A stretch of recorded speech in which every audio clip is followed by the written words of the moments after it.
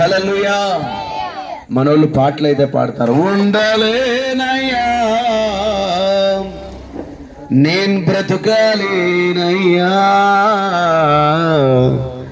నీవే లేకుండా నేనుండలేనయ్యా నీ తోడే లేకుండా నీ బ్రతుకలేనయ్యా రాజా నీ సన్నిధిలో నేనుంటానయ్యా మనసారా ఆరాధిస్తూ పట్టండి సపట్లో మనసారా ఆరాధిస్తూ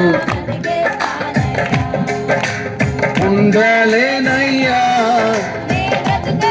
పాడండి నేనుండాలేనయ్యా నీ బ్రతుకాలేనయ్యా నీవే లేకుండా నేనుండాలేనయ్యా నీ తోడే లేకుండా నీ బ్రతుకాలేనయ్యా రాజా నీ సన్నిధిలోనే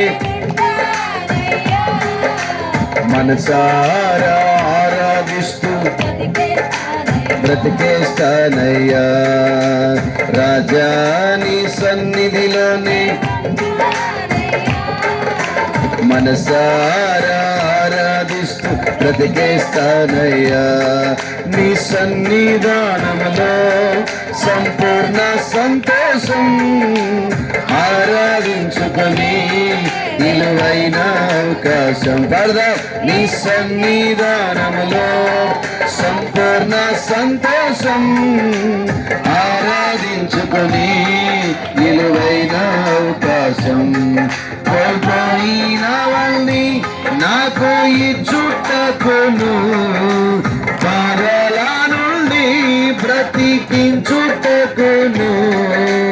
నీవే రాకపోతే నేనేమైపోదును నీవే రాకపోతే నేనేమైపోదును నేనుండాలేనయ్యా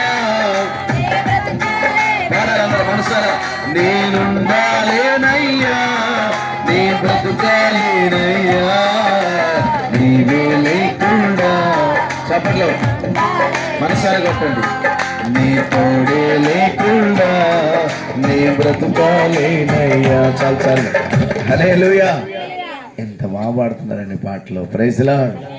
ఆయన మనతో మాట్లాడుతున్నాడా? ఏ రోజైనా మాట్లాడుతున్నాడా? కళ ద్వారా కానీ దర్శనం ద్వారా కానీ లేకపోతే ఆత్మచేత నింపబట్టం కానీ దేవుని స్పర్శని మనం అనుభవిస్తున్నామా? దేవుని స్పర్శని మనం అనుభవించినప్పుడు మనం ఆత్మానుసారంగా జీవించడానికి ఇష్టపడతాం.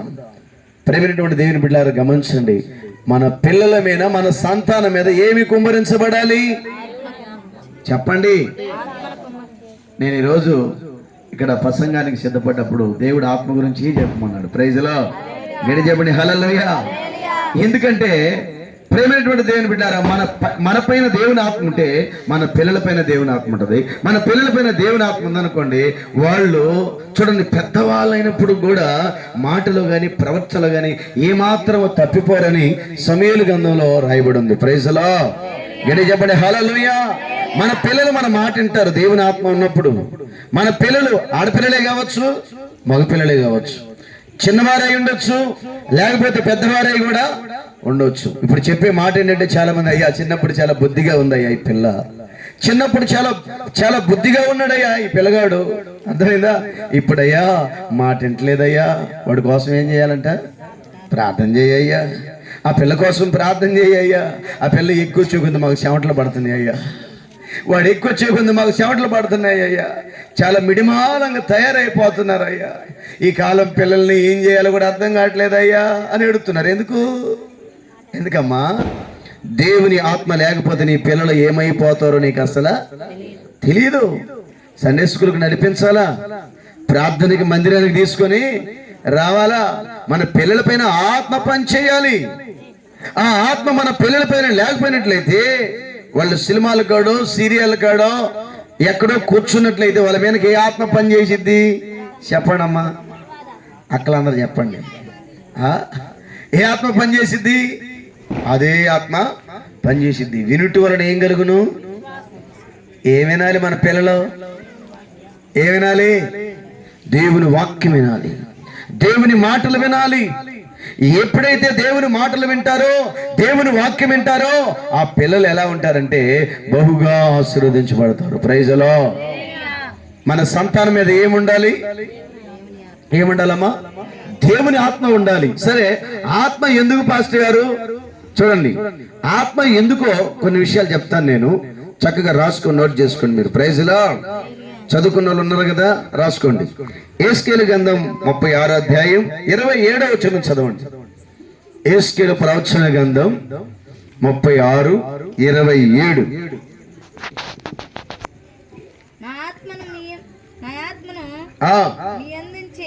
నా ఆత్మను మీ యందు ఉంచి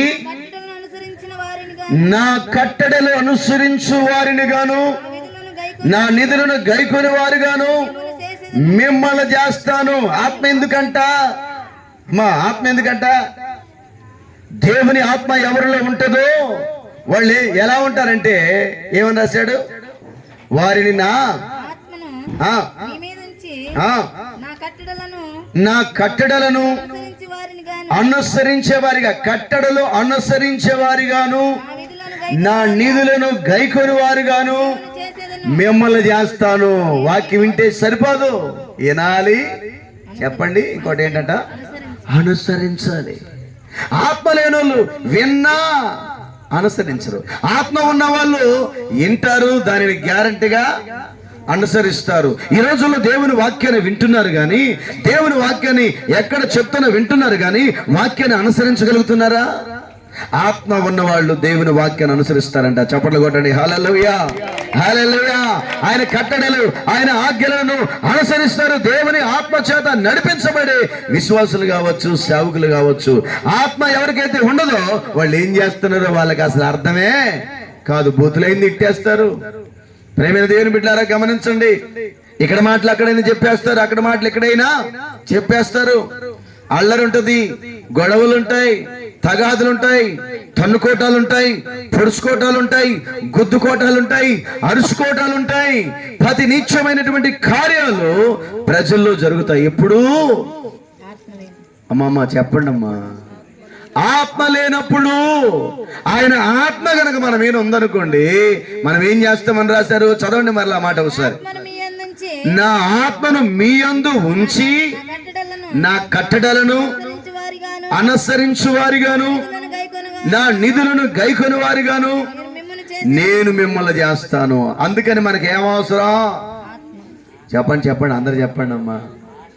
ఆత్మ అవసరం. ఎందుకంటే మన ప్రభు అయినటువంటి యేసు క్రీస్తు వారు బాప్తిసం పొందిన వెంటనే ఒడ్డులోనికి రాగానే ఆయన మీనికి పరిశుద్ధాత్మ పావురువలే దిగి వచ్చిందంట. ఎట్లా? ఎప్పుడైనా చదివారు ఎంతగా వాక్యాన్ని? మత్తయి సువార్త 3:16 అనుకుంటా ఉంటుంది అన్నమాట. యేసు క్రీస్తు ప్రభు వారు బాప్తిసం పొంది ఇక అంతటితో సరిపోయిందిలే, ఈ బాప్తిసమే, ఇక ఇంతకు మించి ఇంకేం అవసరం లేదు అనుకోలేదు. ఆయన బాప్తిసం పొందిన వెంటనే ఆకాశం తెరవబడిందంట. పరిశుద్ధాత్మ పావురం వలె దిగి వారి మీదకి వచ్చిందంట. ఓకే ఓకే చదువు. యేసు బాప్తిసం పొందిన వెంటనే ఆ నీళ్ళలోనికి ఒడ్డుకు వచ్చెను. ఇదిగో ఆకాశం తెరవబడింది. దేవుని ఆత్మ పావురం వలె దిగి తన మీదికి వచ్చినప్పుడు అప్పుడు మరియు ఈయన నా ప్రియ కుమారుడు, ఈయన యందు నేను ఆనందిస్తున్నా. అంటే ఆత్మ ఎవరి మీద ఉంటుందో వారిని బట్టి దేవుడు ఏం చేస్తాడు? అమ్మమ్మ చెప్పండి, అందరు చెప్పండి. వాక్యాలేనా చెప్తుంది? ఇంకేమేం చెప్తున్నానా? ఎటు సరే హల్లెలూయా చెప్పండి. 2 చేతులు ఎత్తి చెప్పండి హల్లెలూయా. ఒక చెయ్యి ఎత్తేది రాజకీయ నాయకులకి. ఎవరు చెప్పండి? రాజకీయ నాయకులకి. 2 చేతులు ఎత్తేది దేవుని బిడ్డలు. అందుకని మనం హల్లెలూయా చెప్పేటప్పుడు ఎలా చెప్పాలంటే సగం సగం చెప్పకూడదు, ఎట్లా చెప్పకూడదు. కొంతమంది హల్లెలూయా చెప్పమంటే ఎట్లా చెబుతుంటారు అంటే ఏ నుంచి ఇది కూడా అట్లా పైకి లేపలేనంత సోమరితనం పడుతుంది కొంతమందికి. సోమరి ఎక్కడికి వెళ్ళము? ఓకే, వాటి నడతను చూసి జ్ఞానం తెచ్చుకోవాలంటే అందరూ ఒకసారి 2 చేతులు సంపూర్ణంగా ఎత్తండి హల్లెలూయా. పక్షవాతం వచ్చినోడు ఎత్తమంటే ఏమంటాడు? ఇట్లా అంటాడు కదా. పక్షవాతం వచ్చింది అనుకోండి ఇట్లా అంటాడు. మీరు గమనించండి, టీ తాగాలన్నా రాసి ఎడకి. దేవుని మహాకృపలు ఆ రోగాలు రాకుండా చేస్తున్నందుకే గట్టిగా చేతులెత్తి హల్లెలూయా చెబుదాం. హల్లెలూయా. ప్రేమైనటువంటి దేవుని బిడ్డలారా గమనించండి. ఎందుకని ఈ రాత్రికాల సమయంలో పరిశుద్ధాత్మ దేవుడు సూటిగా తేటగా స్పష్టంగా అర్థమయ్యే రీతిగా మాట్లాడుతున్నారంటే, పరిశుద్ధాత్మ దేవుడు ఒక వ్యక్తిలో ఉన్నప్పుడు ఆ వ్యక్తి అంట వాక్యానుసారంగా ఆయన కట్టడలో ఆయన ఆజ్ఞలో అనుసరించి నడుస్తారు. ఎవరు చెప్పినా వినరు, ఇంకా మనుషులు చెప్పిన మాట వినరు. వాళ్ళు ఎవరి మాట వింటారు? దేవుని మాటే వింటారు. నేను ఒకరోజు అడిగాను, మీరమ్మా ఏం సంగతి, ఏందా అవన్నీ తీసేసావు? ఎవరు చెప్పారు తల్లి నీకు అన్న? ఎవరు చెప్పారు నీకు అవన్నీ తీసేసావు? పాపం పెళ్ళిళ్ళకి ఫంక్షన్లకి ఉంటాయి కదా, ఏ మరులని తరులని సంవత్సరాన్ని బోల్డని ఉంటాయి. మనకు అందులో మోర పూలు పెట్టి అలవాటు. కాస్తే కూడా కాదు కదా, మన వాళ్ళు ఎక్కువగా మీరు చూడండి, కావాలంటే క్రైస్తవులే శుభ్రంగా ఒక 2-3 డజన్లు వేసుకుంటాం గాజులు. అలాగే 2-3 మూరలు జడంత పొడుగుంటే అంత పొడుగు వేసి పూలు వేసుకొని అవన్నీ రకరకాలన్నీ వేసుకొని పోయి అలవాటు కదా. ఈ ఎవరు తీయమన్నారు తల్లి, ఎందుకు తీసావు అని అడిగాను నేను. దేవుని స్తోత్రం చెప్పండి. అవంటతో దేవుడే తీసేయమన్నాడు అంది. ఇంక ఈసారి ఇక వాటి మీదకి మనసు వస్తుందాకే వచ్చిద్దా? వస్తే మీరందరూ ఏమంటారమ్మా, దేవుడు తీసేయమన్నారంటే ఏం సంగతి అనరు? హల్లెలూయా చెప్పండి. నిజంగా దేవుని మాటకి గ్యారంటీగా ఎలాంటి వారు కూడా బెండవలసిందే. వాస్తవానికి సామాన్యంగా నేను చెప్పినా లోబడేది కాదమ్మా, దేవుడు చెప్పేసరికి ఏమైంది? లోబడిపోయింది. Praise the Lord. ఎందుకంటే దేవునికి మనం ఎప్పుడు లోబడతామో తెలుసా? ఆత్మ మన వీనికి వచ్చినప్పుడు, ఆత్మదేవుడితో మనతో మాట్లాడుతున్నప్పుడు, మనము ఆయనతో మాట్లాడుతున్నప్పుడు ఆత్మ నడిపింపేదో చూడండి, ఆత్మానుసరమైన జీవితం ఏదో శరీరానికి సంబంధమైన జీవితం ఏదో మనకి ఆటోమేటిక్ ఏమైపోద్ది చెప్పరేది అర్థమైపోద్ది. అందుకనే ఆత్మ మన మీద ఉంటే మన మీద ఉన్న ఆత్మ మన పిల్లల మీదకి వస్తుంది. మన పిల్లలు రేపొద్దున చూడండి ఇక ప్రేమల్లో కానీ లవ్లో కానీ పడరు. ఇప్పుడు చిన్నపిల్లలు కూడా పాడుతున్నారు, ప్రేమలో పడ్డాను. ఎక్కడ పడ్డారంట? ఇంకెట్టనో తొట్లో పడ్డ. కొంతమంది భలే పాడుతున్నారు, ప్రేమలో పడ్డాను అని. లాస్ట్కి ఆయన గలుపుతున్నారు, అబ్బాయి ఆయన గలిపేస్తున్నారు. యేసుక్రీస్తు ప్రేమలో పడ్డానంటున్నారు. నేనైతే చెప్పేవాడిని గల్లతొట్టులో పడ్డాను. తెలుసా మీకు ఎంత గల్లతొట్లు? హల్లెలూయా. నేను చిన్నపిల్లడప్పుడు మా ఊర్లో మాది సొంత ఊరు ఏగలపాడు. పరిచర్కి దేవుడు పిలిచిన తర్వాత శాంతపూడి వచ్చాడు. ఆవిడ మీ చిన్నపిల్లప్పుడు గల్లతొట్లు ఉండేవి. అంటే గల్లతొట్టి అంటే మన వాళ్ళు అదే నువ్వు ఈడే బలే తీస్తున్నాగా, అది అప్లోడ్ చేయడానికి ఆటకం అయితే. Praise the Lord. హల్లెలూయా. గమనించండి, అప్పుడు తోళ్ళు ఆ తొట్లో పెట్టి ఉంచుతారులే, అంత ఎవరని చెప్పాలంటే ఆయన లైవ్ ఈడే తీస్తున్నాడు. Praise the Lord. హల్లెలూయా. అందుకంటే మనం ఎక్కడ పడాలి? ఆ తొట్లు ఏముంటది? గల్ల తొట్టి కాడ అసలు ఉండగలమా? వాసన. నిజంగా ప్రేమ కూడా అదే వాసన. లోక సంబంధమైన ప్రేమ, లోక సంబంధమైన బంధాలు, లోక సంబంధమైన ఆశలు, లోక సంబంధమైన ఆచారాల వైపు మనం వెళ్ళకుండా ఉండాలంటే మనం దేవుని ఆత్మ చేత నడిపించబడదుము గాక. బిగ్గరగా చెప్పండి హల్లెలూయా. అందుకనే ప్రేమైన దేవుని బిడ్డలారా, దేవుని ఆత్మ అంటే ఆయన కట్టడలో ఆజ్ఞలు ఏం చేస్తాం? మనం అనుసరిస్తాం. అనుసరించట్లేదంటే ఆత్మ నీలో లేనే లేదు అని అర్థం. అందుకనే అదే అధ్యాయం యేసుకేలు గ్రంథం 37వ అధ్యాయము 14వ వచనం చదవండి ఒకసారి. 37:14. ఏం పాస్టర్ గారు మొత్తం మీద గంట అయిపోయింది అనుకున్నాం, ఈ రోజు ఇంకా సంపూర్ణరాత్రి అయితే అట్టుంది అన్నట్టు చూస్తున్నారు మీరు. గట్టి హాట్లో చెప్పండి అమ్మా, చదవండి. నేను యెహోవానై ఉన్నానని మీరు తెలుసుకుందురు. మీరు బతుకున్నట్లు. బ్రతకాలంటే నా ఆత్మను మీలో ఉంచి మీ దేశములో మిమ్మలను పోషింపజేస్తాను. చప్పట్లు కొట్టండి ఒకసారి. బ్రతకాలి అంటే దేవుని ఆత్మ మనలో ఉండాలి. బ్రతకాలంటే ఏంద్రా బయలు అయిపోయింది. దేవుని స్తోత్రం. హల్లెలూయా.